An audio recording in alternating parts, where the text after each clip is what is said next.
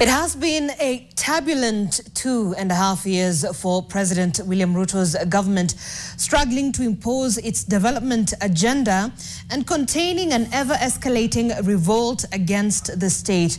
An alarming wave of human rights violations, a struggling economy, and unpopular public programs continue to derail the government as the international community turns the lens on President Ruto. At the center of government operations is Prime Cabinet Secretary Musalia Mudavadi, who is now urging Kenyans to allow Kenya Kwanza time to deliver the pledges it made. He sat down with our senior reporter and presenter Ibrahim Karanja on a wide range of issues. Take a listen. A very few days, but with so many things happening that touch on your docket.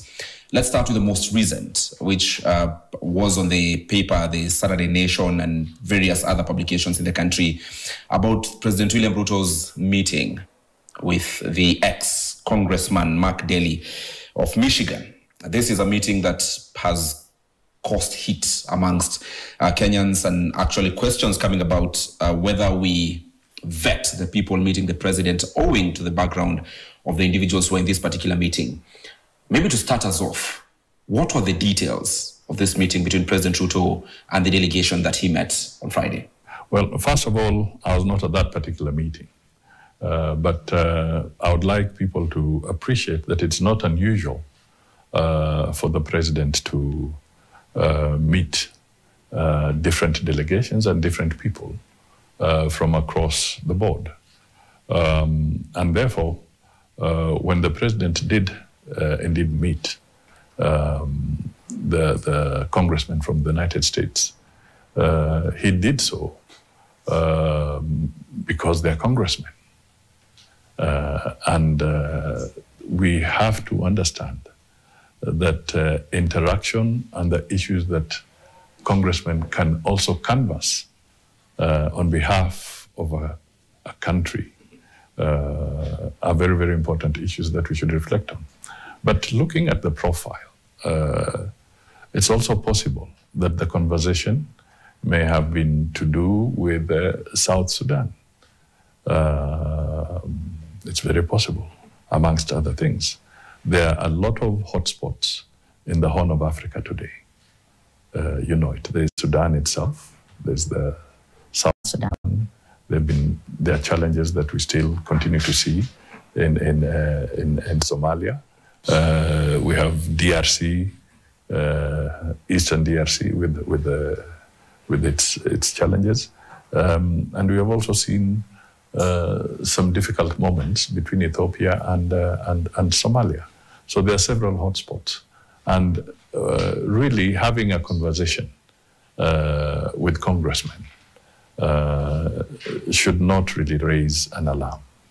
Excellency, what you are carefully evading? Yes, we acknowledge the many players that are key to this particular peace process, but we're speaking about the profiles of the people who the president met yesterday. We are speaking about an individual who pleaded guilty and actually served term for obstruction of justice and acting as an unregistered foreign agent. We're speaking about another person in Kenya who is currently undergoing investigations by the EACC for illegal payouts in Nairobi, or alleged illegal payouts.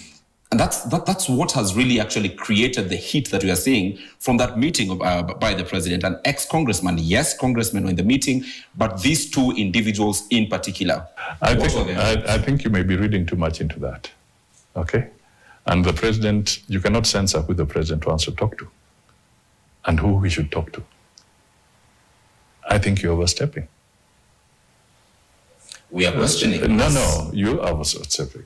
He has a right, as a president of the republic, to talk to anybody, all right?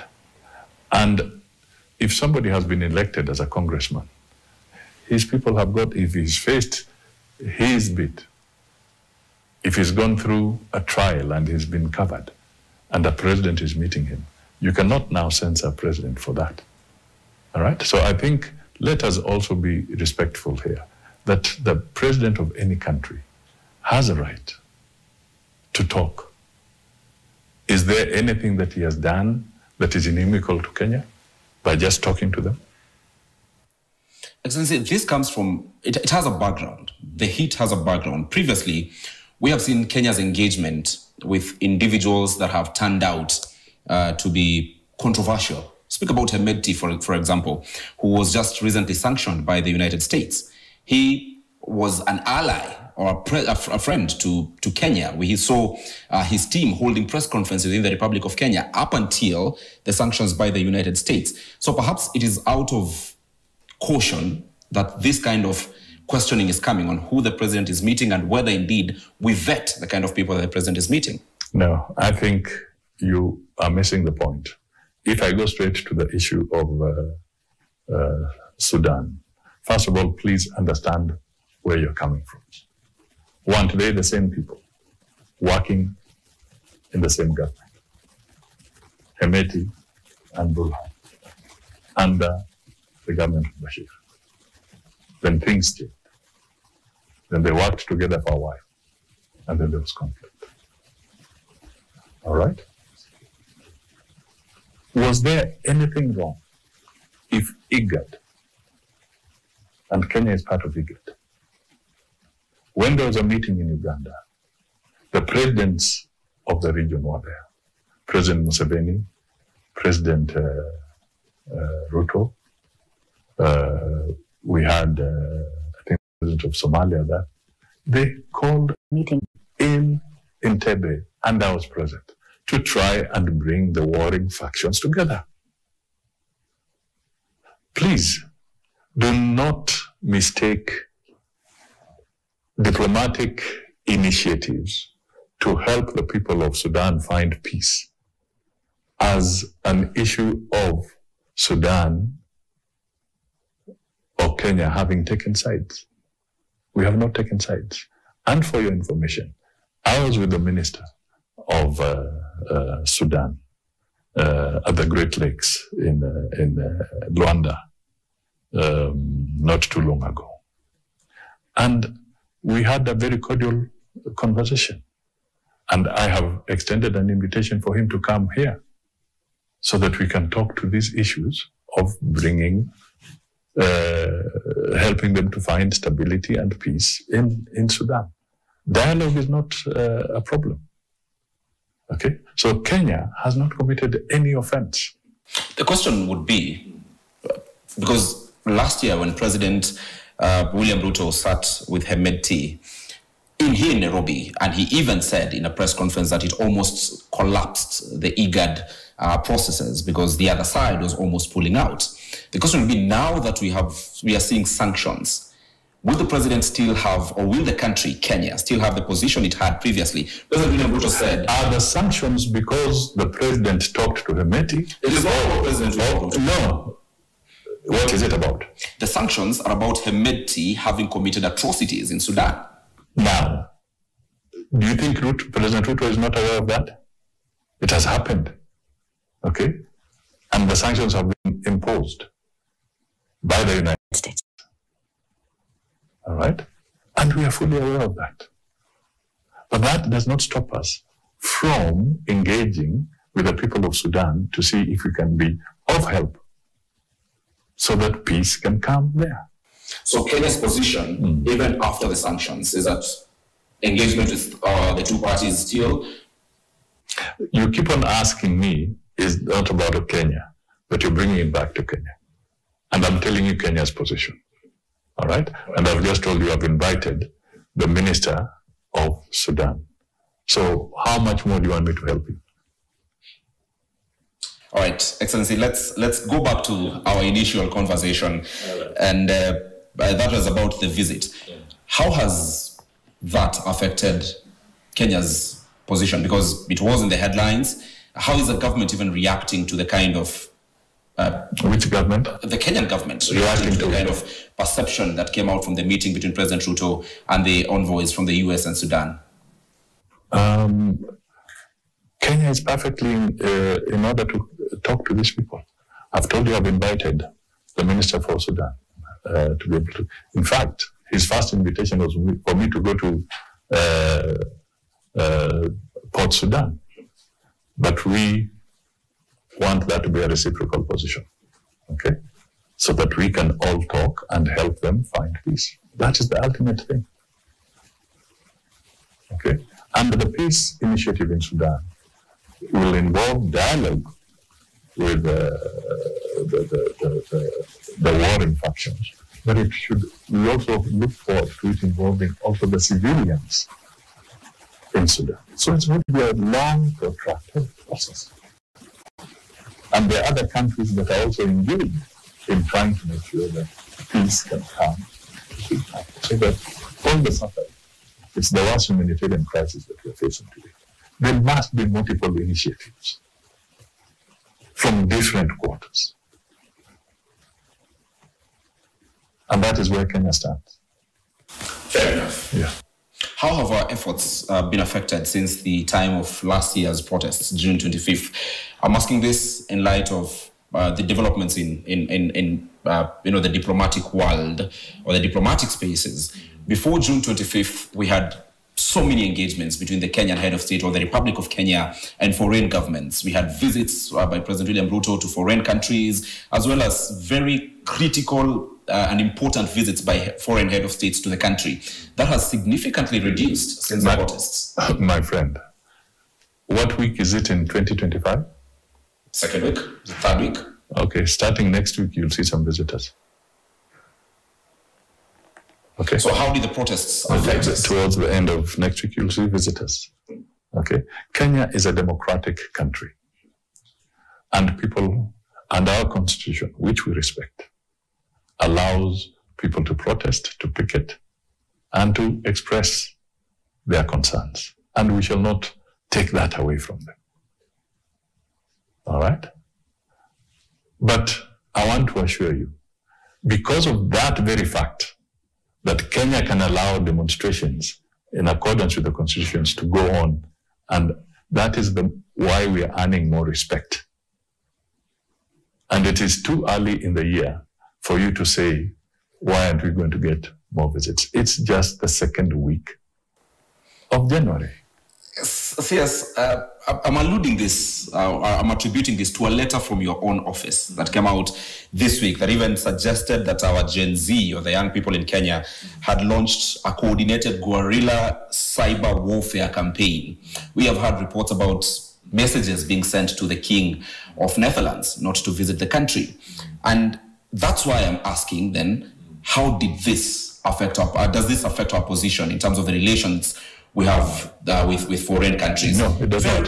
Just to add another particular position, there are others who are stating that Kenya, and the reason as to why they do not want or are discouraging these other leaders to visit, is that Kenya has had a significant clawback on democracy.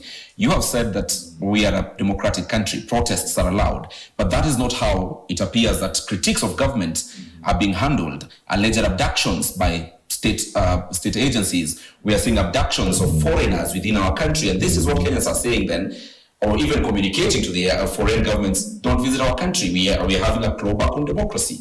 First of all, let me start by just being very blunt on one thing. Kenya does not invite visitors through social media. But we have a statement from your ministry. Okay, do I listen to you or do I respond? Go ahead, Excellency. All right?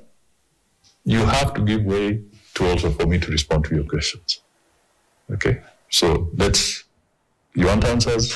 Give me time to respond to you. Yes, sir. First of all, a government, and more so I'm talking about the Kenya government, it does not invite visitors or extend invitations to visiting heads of state or government officials through the social media. There are protocols and processes that we use to invite visitors. Then tell us, Your Excellency, you have answered about social media. Is it to mean that for you it's not a concern about what we are seeing Kenyans writing or alleging to be writing to foreign governments not to involve with Kenya? Does it concern you? I'm forgetting about the letters. Let's speak to you now as the CS Foreign Affairs. It strikes me as being strange, as Kenyans who have lost their patriotism and venting local issues to people who really may have nothing to do with what they are talking about. That is what shocks me. Tell me, Kenya, for the first time, has the greatest opportunity to chair the African Union Commission. Yes. Which we have never, ever chaired. Why would a Kenyan be bitter that a fellow Kenyan is going to have an opportunity of that nature? So that you spend time trying to send social media messages to various governments on the continent, telling them that don't vote for the Kenyan candidate. I mean, is it patriotism? Is it jealousy? Is it somebody being petty? Or is it malice? These are the questions that we ask ourselves. Because who is going to vote at the end of the day in Addis? And who voted for the other people when they were there? All right? So we have an opportunity. For instance, if Raila is at the forefront and is going to be, tomorrow there will be another Kenyan looking for the job of Secretary General of the United Nations. And my role, if I'll be here, or if it will be you sitting here as a Minister for Foreign Affairs, part of your mandate, your remit, is to also lobby for Kenyans to take up high-level positions in international organizations. There's a feeling that Kenya is having a clawback on democracy. Thus, it is not right to sit on such positions like the chairperson of the AUC Commission, or AU Commission rather, as well as having a seat at the human rights positions that we are having in the world. That is a feeling by Kenyans.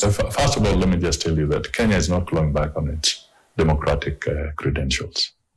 And we were elected not too long ago, in October last year, to be on the Human Rights Council for the next 3 years. And we'll do a good job about it, I can assure you. Excellency, have you seen abductions of dissenting voices? People, by whoever, but have you seen abductions or people missing in the streets? There has been a lot of talk and a lot of media reporting that people have been abducted or people have been arrested in a manner that does not conform with the law. My position and the government position is this: any arrest, any interrogation should be done in accordance with the law. So far, we have not seen these actions taken. So far, we have not seen the cases that you've said could be happening, blips as you're calling them, are not, or the perpetrators are not being brought to book. Yet there is a government that is supposed to ensure safety and security of its people. Yeah. So does this not indicate a clawback to democracy, even when these matters have found themselves in court? Individuals within the government, within the police service, you would say it is an independent service, have not been honoring court summons. So there is a procedure. Would you agree then that there is a clawback? There's a procedure. If anybody does not honor a court summons, there's a procedure on how to deal with it. The arms of law should then be followed to their logical conclusion. Plain and simple.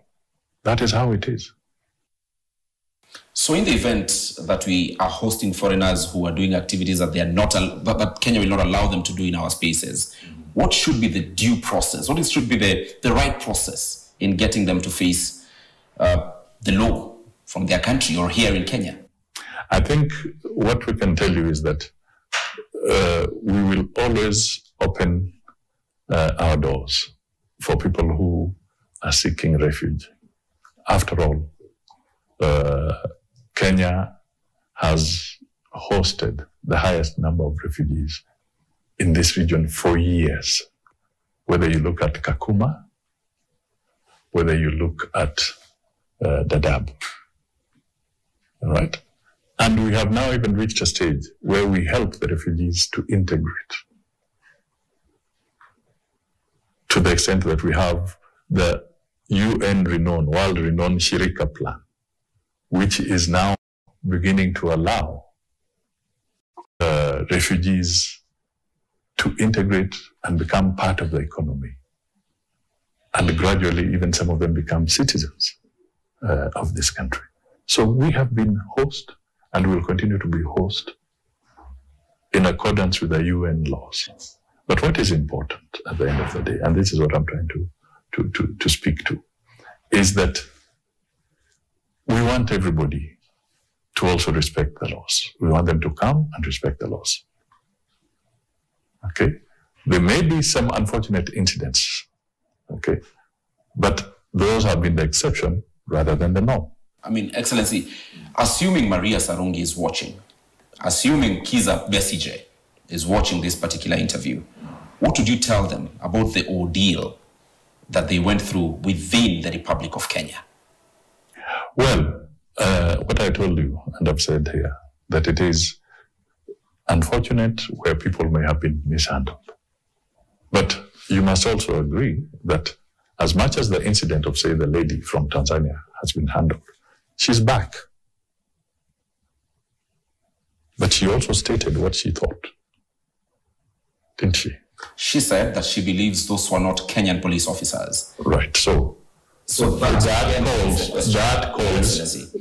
is why we also have to undertake some thorough investigations as Kenyans. There have been calls by Kenyans again, and this again touches on your docket and the perception that Kenya will have globally. There have been calls by Kenyans to involve the ICC in what is happening here. We have seen political players calling on the ICC to look at abductions, to look at alleged police killings. And Kenyans are also writing, aside from politicians, Kenyans are also writing to the ICC, and we've seen in the recent past, even Fufua ICC as a hashtag trending on socials. Where does this place our country globally? You know, sometimes some issues are emotional. People may react emotionally. Okay? I cannot, and we cannot take away their right to write to the ICC or to send messages to the ICC. It is their right. We cannot stop them. What is important is for the government of Kenya to be focused and to manage the affairs and guarantee security for all Kenyans. And that we shall do without blinking. And if there are people who feel that they will be better served by sending messages out there, I cannot stop them. There is even a call to incoming US President Donald Trump to pressure President Ruto to form an IEBC. It's not true. The law is very clear. Have you checked the case in court? Mm-hmm. What does it say? There is an appeal so far. Okay, but who has appealed? The parties that wanted to sit in the selection panel. All right. The parties that wanted to sit in the selection panel.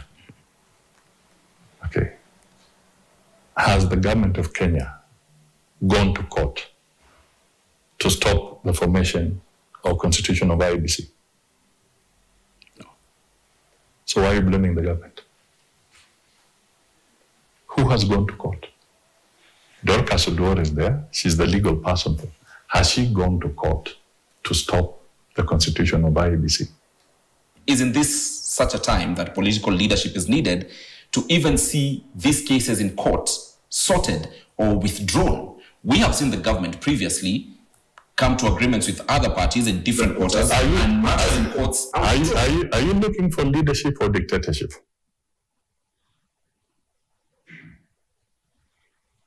What are you call it leadership. What are you looking for? I would call it political leadership. Because no. When a matter is in court, what do you want Musalia Mudavadi to do? Or what do you want President Ruto to do? Isn't this the same? No. Excellency, isn't this the same government that has negotiated with parties in different other matters, including labor matters, and had matters withdrawn from court? Why is it so difficult with this? What makes you think that maybe conversations are not taking place? The government of Kenya has extended an opportunity that let these matters be settled. Pull out of court, let us proceed. We are willing to move ahead. But if people don't want to withdraw the matter, then it has to run the full course. Assuming this court case is not concluded in the right time to have to handle the 2027 election, which is almost cast on stones in the constitution, then where does it place us as a country? Where does it leave us? I think what is important is that we must also know that we need to develop faith in our institutions. Okay? Kenya's judiciary has handled, for the first time in the whole of Africa, election petitions which involve a president and nullified the results. And Kenya has emerged strong, even under such circumstances. Let's now speak about our bid for the Africa Union Commission. You alluded to it some moments ago, but let's go deeper into it. What is the status of Raila Odinga's bid so far? The elections are in the next few weeks. Yes, about 3 weeks or so. By mid-February, we should have concluded this process. And I can tell you that we stand very well. Very well. What is our path to victory?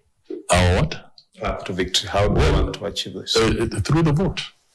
Through the AU conventions and articles of rules of procedure, we shall vote.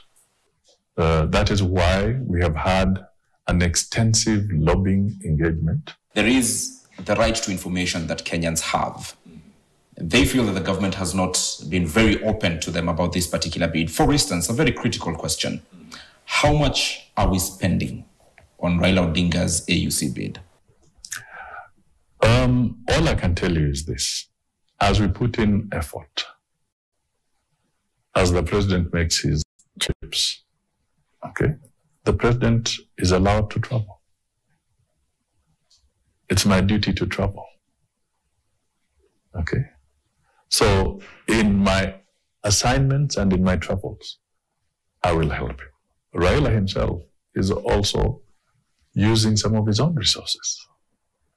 As we campaign for him where we do, where he may not go, he also is putting in his effort. Is the government of Kenya putting in incentives, public money into his? I think all I can tell you is this. We as a government, and this is usually the case, when there are any critical positions of that nature that would be of significance, we will be able to justify So how much any resources that we use. So how much have we used so far? How much have we taken? Upwards of 10 billion shillings. No. All I can tell you is that even if we were to put some budget outlay, okay, as government, take it from me, it can never be 10 billion. Yeah, some bit of local politics. We saw the merger, UDA, ANC, and in the streets saying that ANC has been swallowed. What will you tell your supporters now when you're not the minister as a politician? I'm very, very calculative because you asked me, this is politics, it's not a very, very calculative. And I give a lot of thought to the decisions that I make because I always have a long-term perspective in terms of the decisions that I'm making. And from where I sit, the decisions that we talked about earlier, the tough decisions,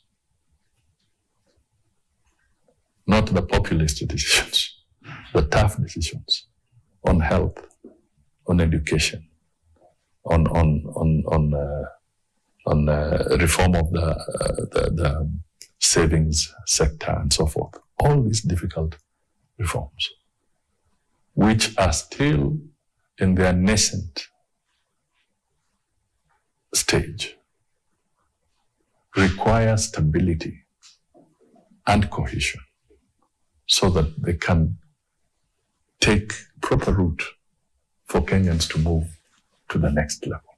And when you have, as a country, extremely complex decisions like those, the unity of purpose becomes essential. And it is on that basis that we had our internal discussions in the ANC and had conversations with UDA and agreed to the merger, which has happened. So for now, my party leader is William Ruto. In a country replete with so many cases of political betrayal, why would you take such a gamble to merge your party with another, which more or less denies you the legal room, the wiggle room in terms of political negotiations going into the future? No, I don't think it does. You see, let's break away from the notion that it has to be a party for you to be able to negotiate better. You can negotiate very effectively if you persuade people with your logic and your plan. I mean, there have been parties in this country. You can have CC for CC, you can have what?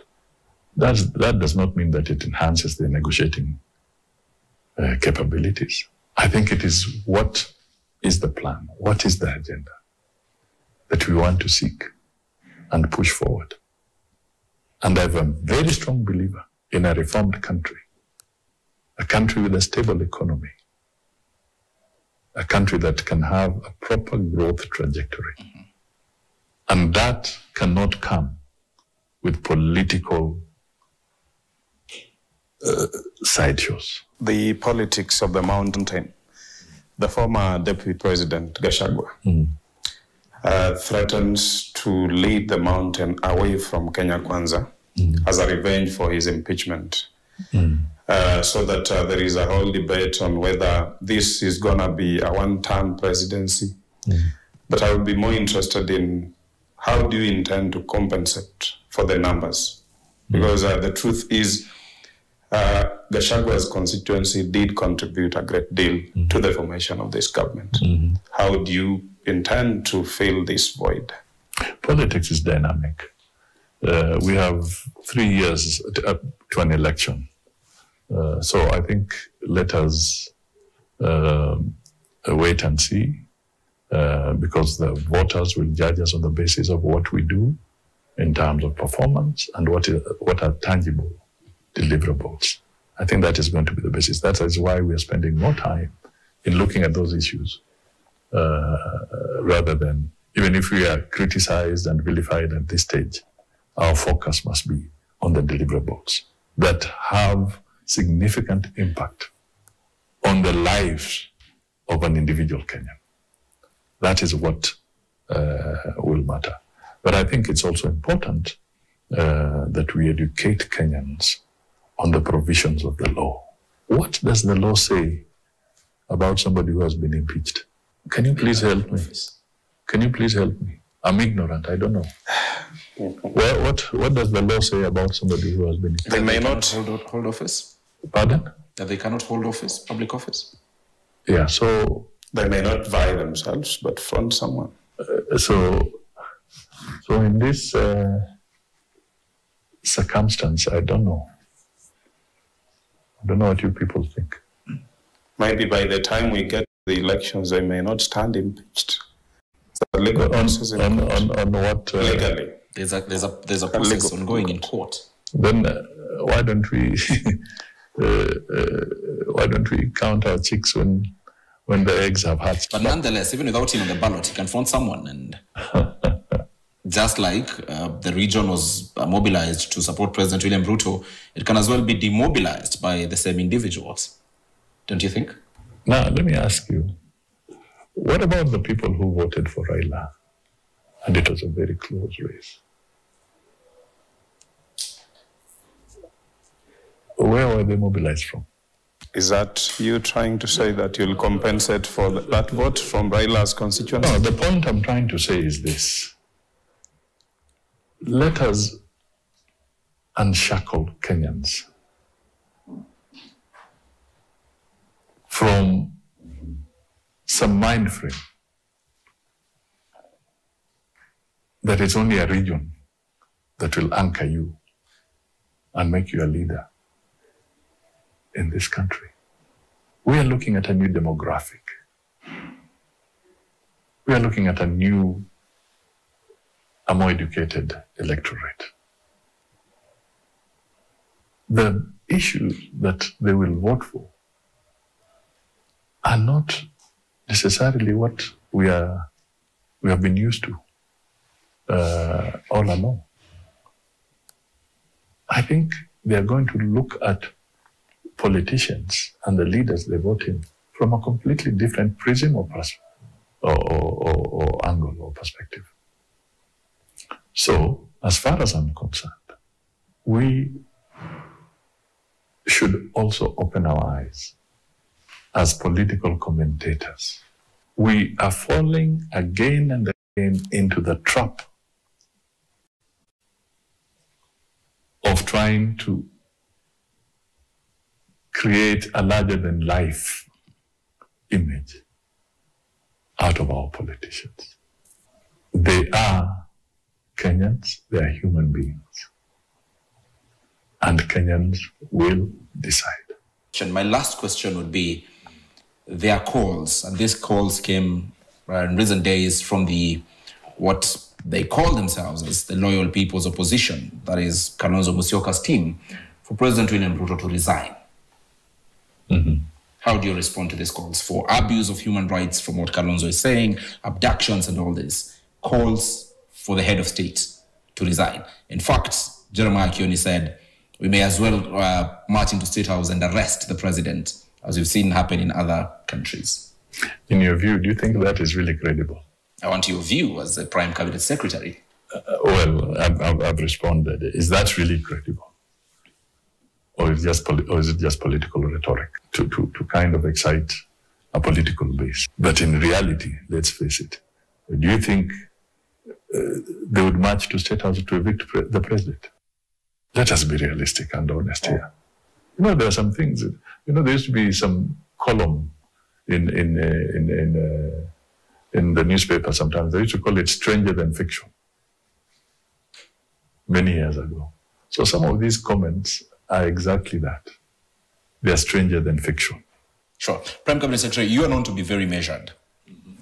When leaders in your stable speak about the 2027 election and how they will manipulate the numbers, kura zisipojaa tutajaza, and others speak about, but we've never seen a president who does one term, and the last one another speaks about, we know how to produce a president for 24 years against constitutional provisions of terms of 5 years each, which is first of all, how do you react to this? First of all, let me tell you that we are not going to amend the Constitution to alter the term of the presidency. Please debunk that completely. It's not on. All right? Secondly, I told you about sometimes what you call stranger than fiction statements.